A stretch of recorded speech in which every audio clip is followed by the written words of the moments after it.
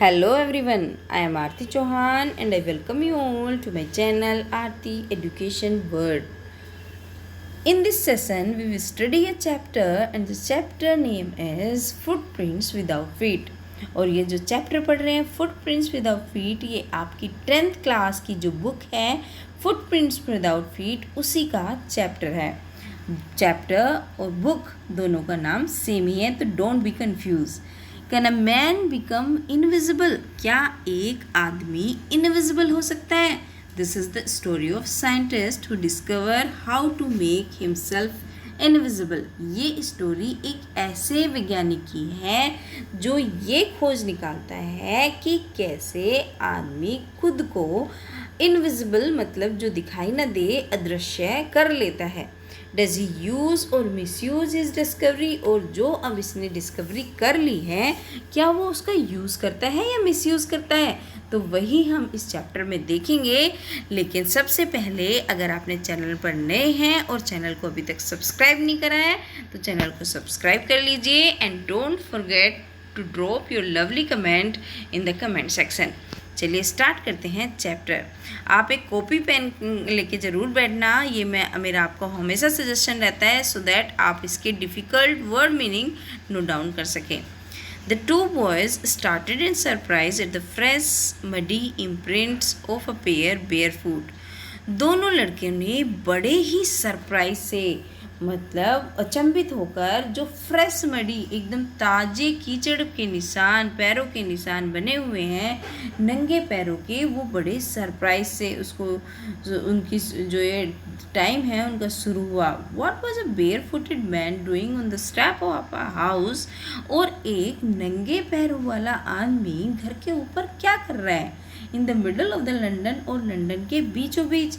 Where was the man? और वो आदमी कहाँ है जिसके ये ताजे कीचड़ के निशान बने हुए हैं? As they gazed a remarkable sight met their eyes. और जब वो उसको घूर रहे थे उनको किनको जो कीचड़ के निशान बने हुए हैं ताजे ताजे, उनको एक यादगार दृश्य उनको आंखों के सामने आया। रिमार्केबल होता है यादगार। अ fresh footmark appeared from nowhere. ताज़ा निशान बना पैरों का और जो कहीं से भी नहीं दिख रहा था, मतलब पैर का एकदम से निशान बना और कोई आदमी वहाँ है नहीं।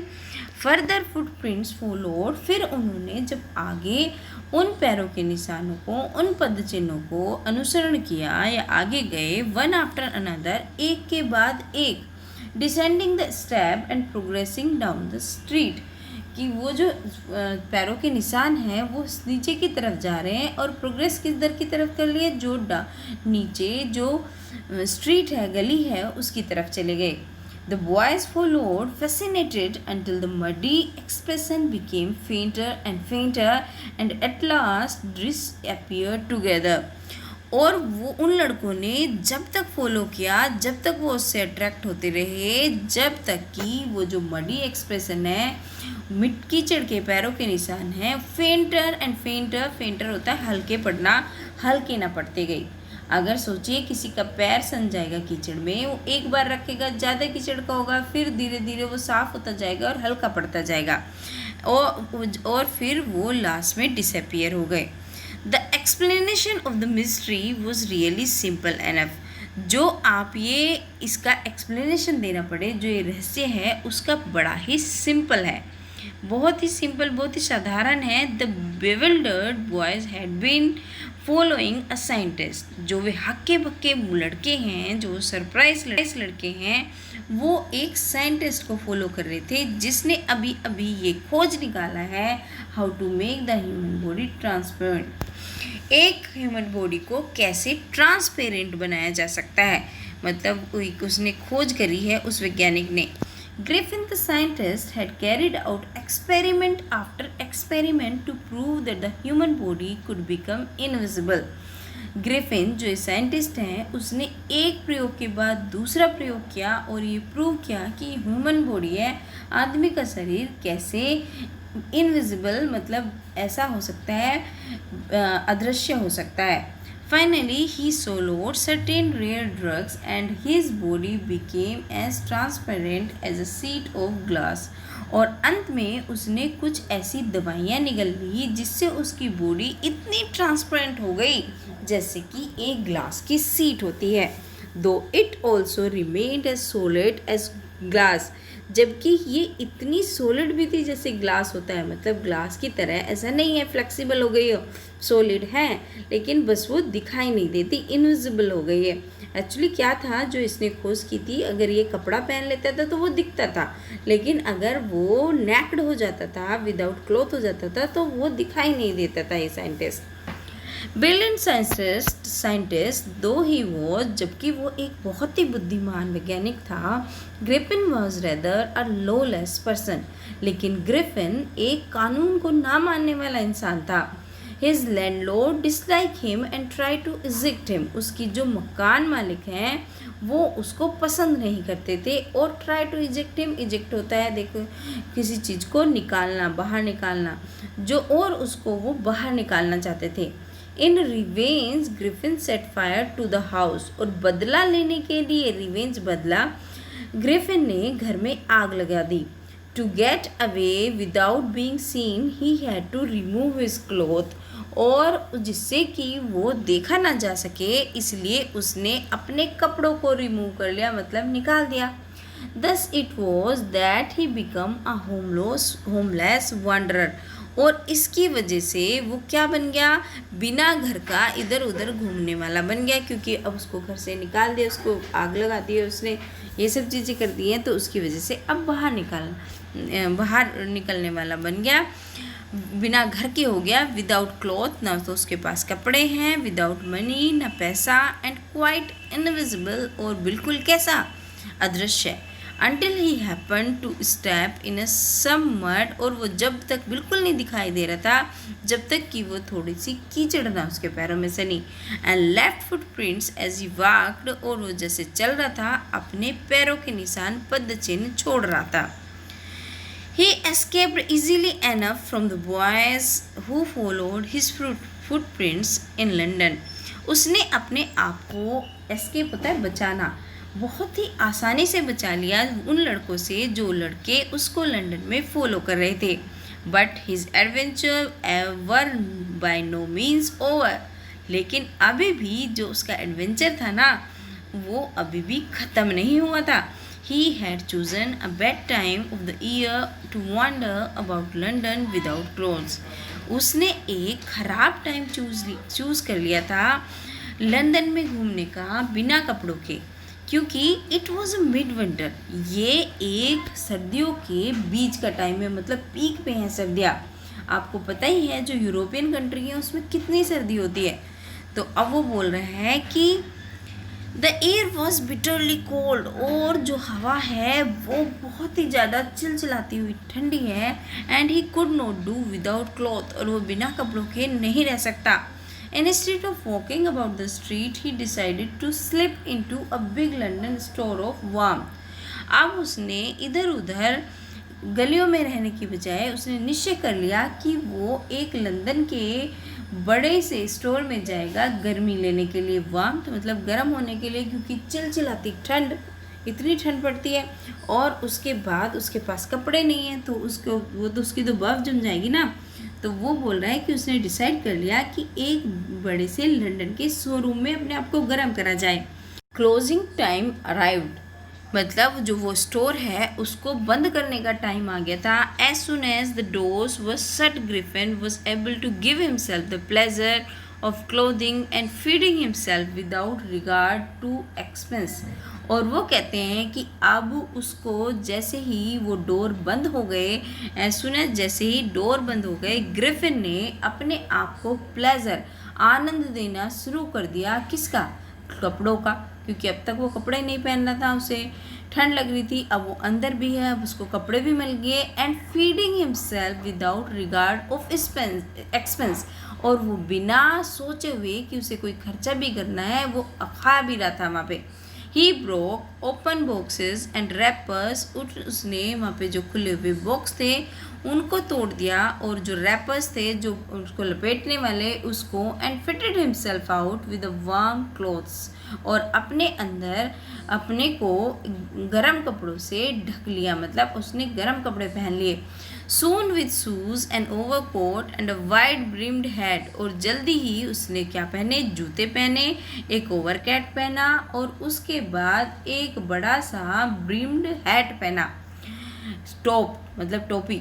He become a fully dressed and visible person, अब वो पूरी तरीके से ड्रेसअप हो चुका है और अब वो दिखाई देने लगा है।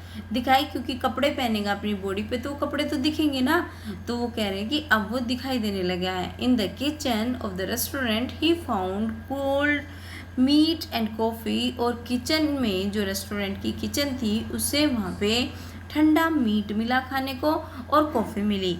And he followed up the meal with sweets and wine taken from the grocery store, और उसके बाद उसने अपने मील के बाद मिठाइयाँ खाई और शराब पी ग्रोसरी स्टोर से लेकर। Finally he settled down to sleep on a pile of quilts, और जो रजाइयों का ढेर था, पाइल होता है ढेर, जो क्विल्ट्स होती है रजाइयाँ, जो रजाइयों का ढेर था अंततः वो सेटल डाउन हो गया, उस पर सो गया।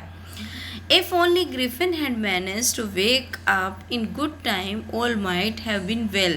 अगर ग्रिफिन ये प्रबंध कर लेता कि अपने आप को सही टाइम पे उठा लेता तो सब कुछ ठीक हो जाता, लेकिन क्या हुआ, वो उठा नहीं है सही टाइम पे।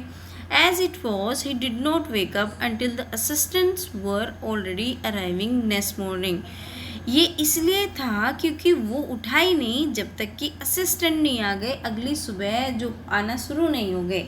When he saw a couple of them, और जब उसने उनमें से कुछ को देखा तो फिर क्या हुआ, देखिए ये ऐसा दिख रहा था, कपड़े पहन के एक टोपी लगा ली और ये कपड़े पहन लिए, लेकिन इसका शरीर तो नहीं दिख रहा, लेकिन ये कपड़े तो दिख रहे हैं ना। तो इसके पीछे देखो ये लोग भाग रहे हैं, तो आगे देखते हैं आगे क्या होता है। Approaching he panicked and began to run. अब हमने देखा जब कुछ लोगों ने उसको देखा तो उसको अप्रोच करना, पकड़ने की कोशिश करी, लेकिन वो पैनिक हो गया और एकदम भागने लगा। दे नेचुरली गेव चेस, और ये तो स्वाभाविक है कि वो उसका पीछा करेंगे। In the end he was able to escape only by quickly taking off his newly found clothes, और अंत में वो अपने आप को बचाने में काबिल रहा, और केवल इसलिए क्योंकि उसने जल्दी जल्दी जो अपने नए कपड़े लिए थे उनको उतार के फेंक दिया। So once more he found himself invisible but naked in the chill January air. तो अब आपको पता ही चल गया, एक बार फिर उसने अपने आप को इनविजिबल तो पाया लेकिन नेक्ड पाया, बिना कपड़ों के पाया, और किस टाइम पे, एकदम ठंडी जनवरी की हवा में। This time he decided to try the stroke of a theoretical company in the hope of finding not only clothes but also something that would hide the empty space above his shoulders. अब उस बार उसने सोचा कि वो एक थिएटरल company में जाएगा जहाँ पे ड्रामा करते हैं, नाटक वगैरह करते हैं, कि इस आशा में कि वहाँ पे केवल उसको कपड़े ही नहीं मिलेंगे, कुछ ऐसा भी मिल जाएगा जिससे कि जो उसका एम्प्टी स्पेस रहता है शोल्डर के ऊपर, मतलब शोल्डर तक तो उसने शर्ट पहन ली, लेकिन उसके ऊपर जो खाली जगह होती है उसको कवर करने के लिए भी कुछ मिल जाएगा। शिवरिंग विद कोल्ड, और ठंड से कांपता हुआ, ही हरिड टू डोरीलैंड, वो डोरीलैंड पहुंचा। डोरीलैंड एक जगह का नाम है, the centre of the theatre world, जहाँ पे थिएटर वर्ल्ड का सेंटर है, मतलब जैसे बॉलीवुड है कि वहाँ पे सारी पिक्चरें बनती है, ऐसे ही एक जगह होती है कि सारे सुनारों की लाइन होती है, इस तरीके से एक थिएटर वर्ल्ड का सेंटर है, वहाँ सारे थिएटर कंपनीज रहती हैं। ही सून फाउंड अ सुटेबल सोप, और उसको जल्दी ही एक सुटेबल सोप मतलब उपयुक्त जो दुकान है जो उसे चाहिए था वो मिल गया।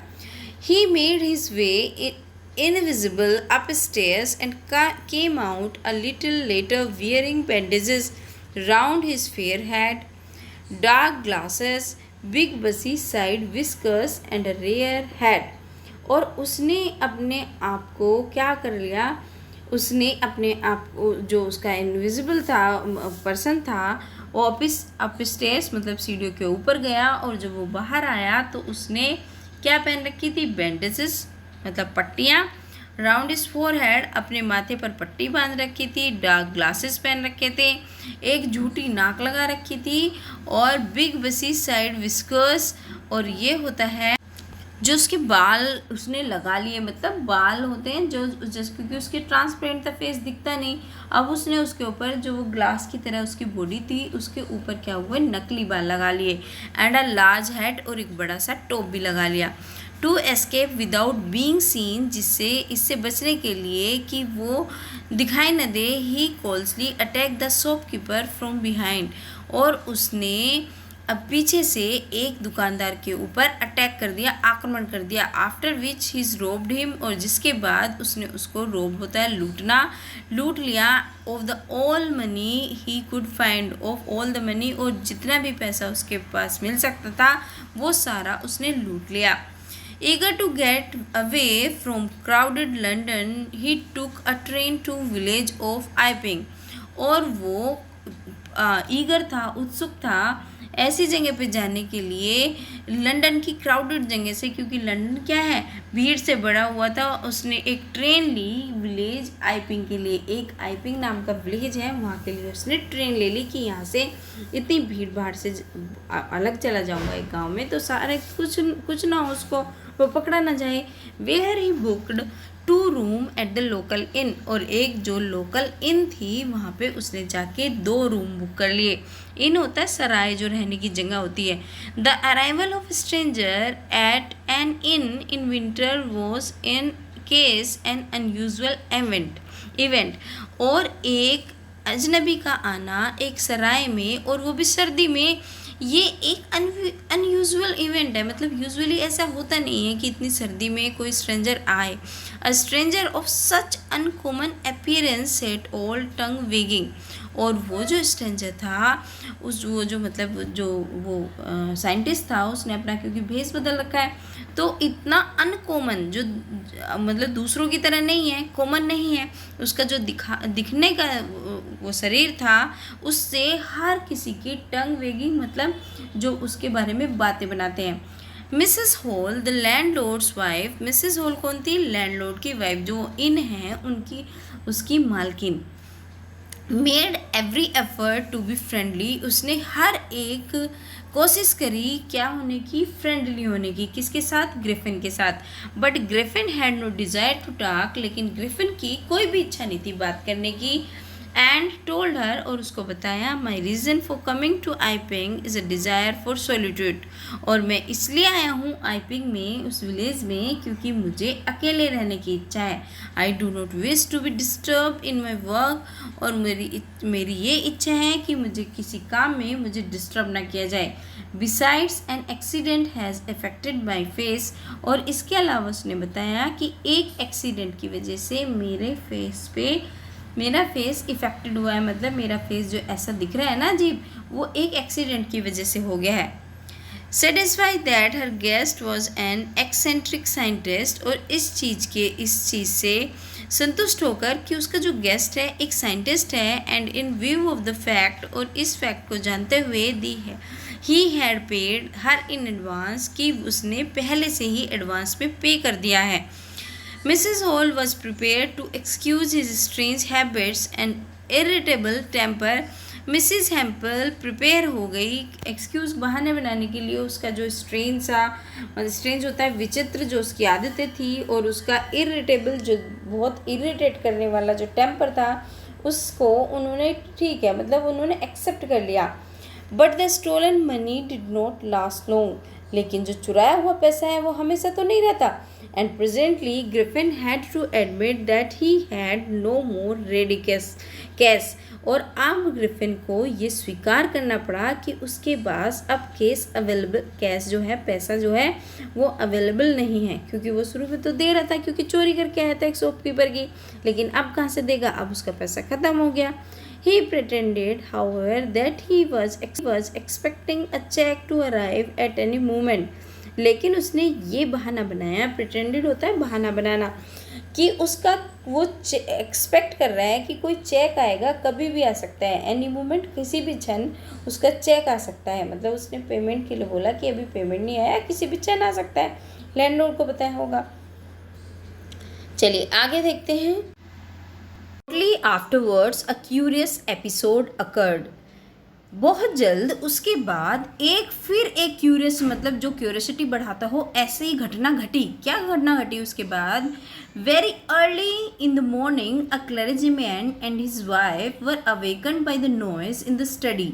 बहुत जल्दी, क्लर्जीमैन होता है पादरी जो चर्च वगैरह में होता है, तो क्लर्जीमैन और उसकी वाइफ जल्दी उठ गए एक नॉइज शोर से इन द स्टडी, क्योंकि उनके स्टडी रूम में आवाज़ आ रही थी, उसकी वजह से वो उठ गए। क्रीपिंग डाउन स्टेयर्स, और थोड़ा रेंगते हुए वो कहाँ पे, सीढ़ियों से नीचे गए। They hear the chink of money being taken from the clergyman desk, और उन्होंने वहाँ की जो पैसों की आवाज़ होती है ना, छन खन खन सी आवाज़ करते हैं वो, जैसे तो सिक्कों की जो आवाज़ होती है, ऐसी उन्हें आवाज़ सुनाई दी। क्लर्जीमैन की डेस्क से आ रही थी उन्हें आवाज़, वो उसकी वजह से दोनों हस्बैंड वाइफ उठ गए। विदाउट मेकिंग एनी नॉइज, बिना शोर करे हुए, with a poker grasped firmly in his hand, और अपने हाथ में एक पोकर पकड़ के वो कस के वो चले। The clergyman flung open the door, और क्लर्जीमैन ने एकदम से दरवाज़ा खोला और फिर क्या बोला? सरेंडर, अपने आप को सरेंडर कर दो। देखिए, देन टू हिज अमेजमेंट, और उसको अमेजमेंट मतलब सरप्राइज तो तब हुआ, ही रियलाइज, जब उसने ये अनुभव किया, that the room appear to be empty, क्योंकि जो रूम है वो बिल्कुल खाली दिख रहा था। मतलब उसको बड़ा सरप्राइज हुआ, आवाज़ आ रही है पैसों की, और वो जब उसने एंटर किया रूम में, रूम बिल्कुल खाली। He and his wife looked under the desk, उसने किसने? क्लर्जीमैन और उसकी वाइफ ने डेस्क के अंदर देखा, एंड बिहाइंड द कर्टेन्स, और कर्टेन्स होते हैं पर्दे, और पर्दों के पीछे देखा, and even up in the chimney, और चिमनी में भी देखा। There was not a sign of anybody, वहाँ तो किसी का नामो निशान भी नहीं था। Yet the desk had been opened, और जबकि जो डेस्क है वो खुली हुई थी, जैसे कोई पैसे निकाल रहा हो, आवाज़ भी आ रही थी। And the house keeping money was missing, और जो उसमें रखे हुए पैसे थे वो भी नहीं थी।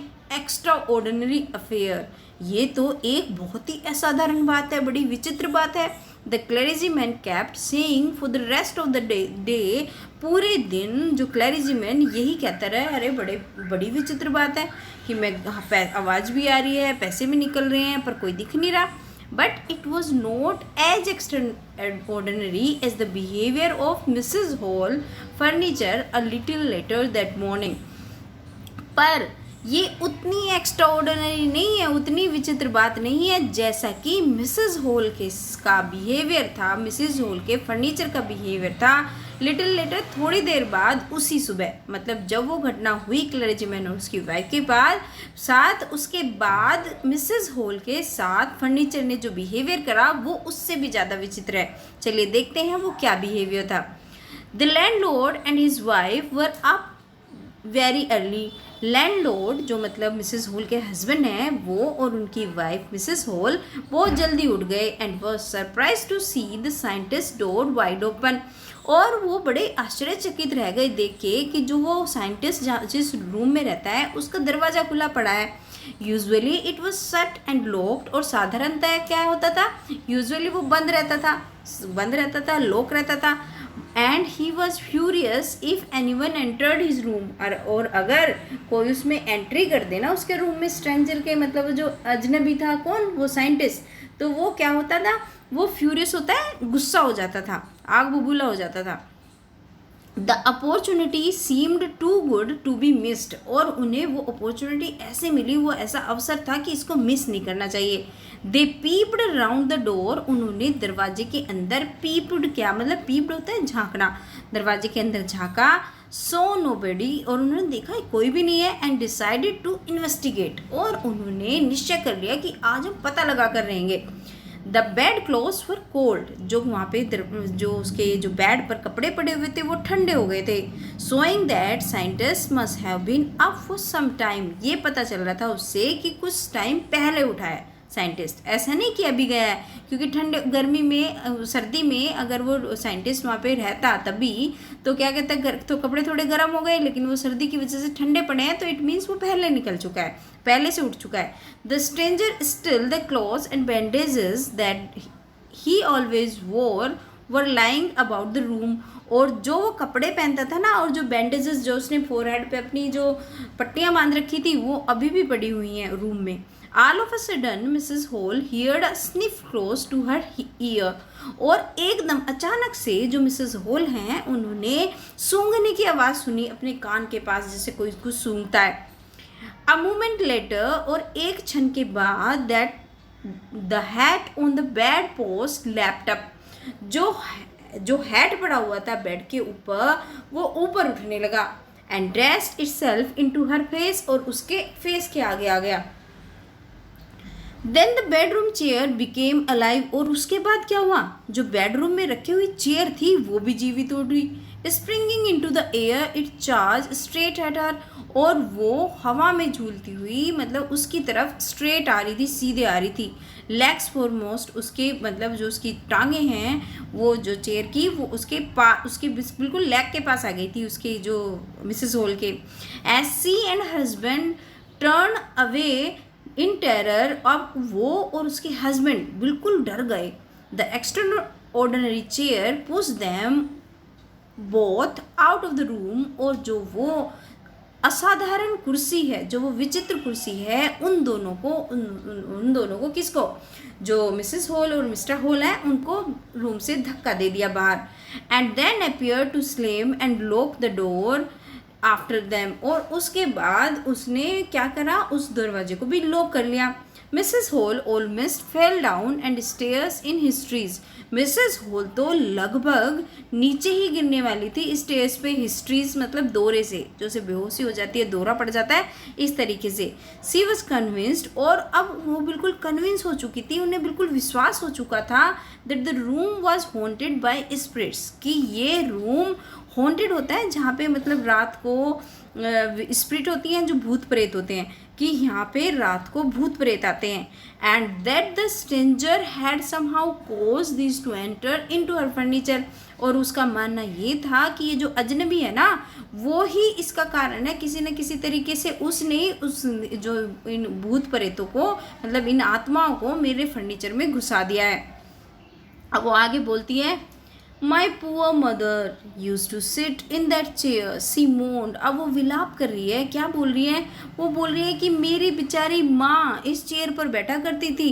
To think it should rise up against me now. अब ये मुझे ये सोच के भी बड़ा सरप्राइज हो रहा है कि ये मेरे खिलाफ खड़ी हो गई है। मतलब वो चेयर उसको धक्का दे के बाहर निकालना ना, वो चेयर उसकी तरफ आ रही थी, तो वो कह रही है कि लो, मेरी मम्मी जिस पे बैठा करती थी वो ही मेरे खिलाफ हो गई है। The feeling among the neighbours was that the trouble was cause by witchcraft. और ये फीलिंग आ रही थी सब लोगों के अंदर, ये भावना थी जो नेबर्स थे वहाँ के आस पड़ोस के, कि ये जो ट्रबल आया है इसका कारण क्या है, विच क्राफ्ट है, मतलब भूत भूत जो है प्रेत आत्मा होते हैं ये हैं। बट विच क्राफ्ट और नॉट, लेकिन विच क्राफ्ट हो या नहीं, when news the burglary at the clergyman home become known. लेकिन जब जो ब्रेगलरी होता है लूटपाट, जो लूटपाट की घटना क्लर्जीमैन के घर से आई, जब सबको पता चला उसका, the strange scientist was strongly suspected to having had a hand in it. और सभी लोगों को एक मतलब वो जो स्ट्रेंज साइंटिस्ट था, वो अजनबी साइंटिस्ट था, विचित्र साइंटिस्ट था, उसके ऊपर सबको गहरा शक हो गया कि इसी का हाथ है किसी न किसी चीज़ में। सस्पेंशन ग्रो इवन स्ट्रोंगर, और भी शक गहरा तब हुआ when he suddenly produced some already ready cash, जब उसके पास अचानक से पैसा आ गया। मतलब पहले तो वो मना कर रहा था कि मेरे पास कैश नहीं है, और अब अचानक से क्योंकि वो लूटपाट भी हुई है और उसके पास पैसा भी आ गया, तो उसके ऊपर और शक हो गया। Though he had admitted not long before that he had no money. और उसको ज़्यादा दिन नहीं हुए हैं जब उसने बोला था कि मेरे पास कोई पैसा नहीं है, और अब एकदम से आ गया। The village constable was secretly sent for. जो उस गांव का कॉन्स्टेबल था, जो सिपाही था, उसको चुपचाप भेजा गया। Instead of waiting for the constable का वेट करने की बजाय Mrs Hall went to the scientist, Mrs Hall scientist के पास गई। उसने कांस्टेबल का, सिपाही का वेट नहीं करा, वो साइंटिस्ट के पास गई, who had somehow mysteriously appeared from his empty bedroom. और वो साइंटिस्ट पता नहीं किस तरीके से, मिस्टीरियसली होता है मतलब बड़े ही रहस्यपूर्ण तरीके से, जो खाली बेडरूम देख के आई थी और वो दरवाज़ा बंद कर लिया था, जो कुर्सी ने पुश करा था, उसके अंदर से अपीयर हो गया। मतलब अब उसके अंदर वो मिल गया। देखो क्योंकि वो तो लॉक कर लिया था, उन्होंने देखा था वहाँ कोई भी नहीं है और उसके अंदर मिला। अब वो बोलती हैं, कौन बोलती हैं? Mrs Hall, I want to know what you have been doing to my chair upstairs. मैं ये जानना चाहती हूँ कि तुमने मेरी चेयर के साथ सीढ़ियों के ऊपर करा क्या है? She demanded, और उसने ये भी बोला, and I want to know how it is you came out of an empty room. और मुझे ये भी पता करना है कि तुम खाली रूम में कहाँ से आए। And how you entered a lock room, और तुम एक लॉक रूम के अंदर कैसे एंट्री हुई तुम्हारी, ये भी बताओ। अब आगे क्या होता है देखिए ये आगे का सीन है, अभी बताएंगे इसमें क्या होता है। The scientist was always quick tempered. जो वो साइंटिस्ट था क्विक टेम्पर्ड था, मतलब बहुत जल्दी उसे को गुस्सा आता था। नाउ ही बिकेम फ्यूरियस, अब वो बिल्कुल आग बबूला होगा। यू डोंट अंडरस्टैंड हु और व्हाट आई एम, तुम्हें समझ नहीं आता मैं कौन हूँ और मैं कौन हूँ और क्या हूँ। ही साउटेड, वो चिल्लाया। Very well, I will show you, ठीक है मैं तुम्हें दिखाता हूँ। सडनली, अचानक, ही थ्रीव ऑफ बैंडेजेस, अब उसने अपनी जो बैंडेजेस पहन रखी थी वो फेंक दी निकाल के, जो उसने पट्टियाँ बांध रखी थी अपने माथे के ऊपर। विस्कर्स, जो उसने नकली बाल लगा रखे थे दाढ़ी के, वो फेंक दिए। स्पेक्टिकल्स, अपने जो चश्मे लगा रखे थे वो भी निकाले। एंड इवन नोज, और जो नकली नाक उसने लगा रखी थी वो भी निकाली। आप इस पिक्चर के थ्रू देखें, आपको समझ में आएगा। देखिए ये निकाल रहा है क्योंकि वो तो उसकी बॉडी तो ट्रांसपेरेंट हो चुकी है, उसमें तो कुछ भी नहीं दिखाई देता, और वो तो कपड़े पहनता है तो दिखते हैं, अदरवाइज वो दिखता नहीं है, इनविजिबल मैन है। तो ये निकाला है, तो वो बोलता है कि मैं तुम्हें दिखाता हूँ, और वो एक एक करके अपनी हर चीज़ निकालना शुरू कर देता है। The horrified people in the far found themselves staring at the headless man. और horrified होता है डरे हुए लोग ने पाया कि वो मतलब वो घूर रहे थे कि एक बिना सिर का आदमी, मतलब उसने कपड़े पहन रखे थे अपने सिर से नीचे, मतलब पैरों पे और अपनी जो आप उसके अपने बदन पे, लेकिन सर के ऊपर कपड़ा नहीं था तो ट्रांसपेरेंट हो गए। वो कह रहे बिना सर का आदमी। मिस्टर जेफर्स द कॉन्स्टेबल, जो मिस्टर जेफर जो सिपाही हैं, नाउ अराइव्ड, अब पहुँचे वे, and was quite surprise to find, और बड़े ही आश्चर्यचकित हो गए ये पाकर, that he had to arrest a man, कि उन्हें एक ऐसे आदमी को गिरफ्तार करना पड़ेगा विदाउट अ हेड, जिसका सिर ही नहीं है। आज ऐसे आदमी को गिरफ्तार करना पड़ेगा। But Jeffers was not easily prevented from doing his duty, लेकिन जेफर को आसानी से अपनी ड्यूटी करने से रोका नहीं जा सकता था। If a magistrate warrant ordered a person arrest, अगर एक मजिस्ट्रेट ने वारंट इशू कराया, ऑर्डर कर रहा है कि एक आदमी को अरेस्ट किया जाना है, then the person had to be arrested, फिर उस पर्सन को अरेस्ट करना ही है, विद और विदाउट हिज हेड, चाहे वो उसका सिर हो या उसका सिर ना हो। There followed a remarkable scene as the policeman tried to get hold of a man who was becoming more and more invisible as he threw off one garment after another. अब यहाँ पे देखो एक बड़ा ही यादगार सीन हो रहा था। क्या सीन हो रहा था? पुलिस उसको पकड़ने की कोशिश कर रही थी, लेकिन वो जो आदमी है वो मोर एंड मोर इनविजिबल, मतलब वो ज़्यादा से ज़्यादा अदृश्य होता जा रहा था। कैसे? जैसे ही वो अपना एक गारमेंट निकालता था, गारमेंट मतलब कपड़ा निकालता था, आफ्टर अनदर एक के बाद दूसरा निकाल रहा था। शर्ट निकाली, यहाँ से ट्रांसपेरेंट हो गया, यहाँ से दिखना बंद हो गया। मतलब वो मिस्टर इंडिया की, आपने वो देखी होगी पिक्चर, तो मिस्टर इंडिया में तो वो कपड़े के साथ ही वॉच पहनी गायब हो जाता था, लेकिन यहाँ ऐसा नहीं है। अगर वो नेक्ड रहेगा, विदाउट क्लॉथ रहेगा तो दिखाई नहीं देगा, लेकिन अगर कोई भी कपड़ा है तो उसको दिखाई दे रहा है। लेकिन अब जब वो कपड़ा एक एक करके उतार रहा है तो वो इनविजिबल होता जा रहा है, अदृश्य, मतलब वो दिख रहा नहीं है। जहाँ से भी उसका कपड़ा उतर जाता है वहाँ से इनविजिबल हो जाता है। Finally a shirt flew into the air, और सबसे बाद में अंततः उसने अपनी जो शर्ट उतार कर हवा में उड़ा दी। and the constable found himself struggling with someone he could not see. और अब जो वो सिपाही है अपने संघर्ष कर रहा है ऐसे आदमी को पकड़ने के लिए जो दिखाई नहीं दे रहा एट ऑल, मतलब बिल्कुल भी दिखाई नहीं दे रहा, ऐसे आदमी को उसको पकड़ना है. Some people try to help him, कुछ लोग उसकी हेल्प करने की कोशिश कर रहे हैं, किसकी, कांस्टेबल की, but found themselves hit by blows and seem to come from anywhere nowhere. लेकिन कहीं से भी कुछ भी उनको धक्का, मतलब थप्पड़ चाटा इस तरीके का, मतलब उनको लग जाता था, कोई भी मार देता था हवा में, पता ही नहीं चलता था कौन मार रहा है. तो ऐसा जो भी उसकी हेल्प करता था ऐसे हो रहा था उनके साथ. इन the and Jeffers was knocked unconscious as he made a last attempt to hold on the unseen scientist. फिर लास्ट में जेफर ने एक अनकॉन्शियस मतलब बिना अचेतना से उन्होंने एक ऐसा अटेम्प्ट करा, एक ऐसी एफर्ट लगाई कि वो बिना देखे साइंटिस्ट को पकड़ने के लिए, कि उसने लास्ट में एफर्ट करी. There were nervous excited cries of hold him, और वहाँ पे बिल्कुल नर्वस, घबराई हुई और एक्साइटेड, उत्तेजित भी, और चिल्ला रहे थे होल्ड हिम, पकड़ो से. But this was easier said than done. लेकिन ये कहना बहुत आसान है, पकड़ो, लेकिन पकड़ना बहुत मुश्किल है जब एक आदमी इनविजिबल है. Griffin had shaken himself free, Griffin ने अपने आप को फ्री कर लिया. And no one knew where to lay hands on him, और किसी को भी नहीं पता था कि कहाँ पे उसको पकड़ना है, कहाँ गया वो, कहाँ नहीं गया. तो ये जो स्टोरी है ना H.G. वेल्स ने लिखी है. और ये जो एक एक्चुअली जो आप ये पढ़ रहे हैं ना चैप्टर, एक नॉवल है इनविजिबल मैन, और उसमें से ये आपका chapter footprints feet without feet लिया गया है. अब हम इसके इम्पोर्टेंट क्वेश्चन आंसर्स देखेंगे जो आपके बोर्ड्स पॉइंट ऑफ व्यू से बहुत इम्पोर्टेंट हैं. Question answers of your chapter footprints without feet, और आप इनका स्क्रीनशॉट ले सकते हैं.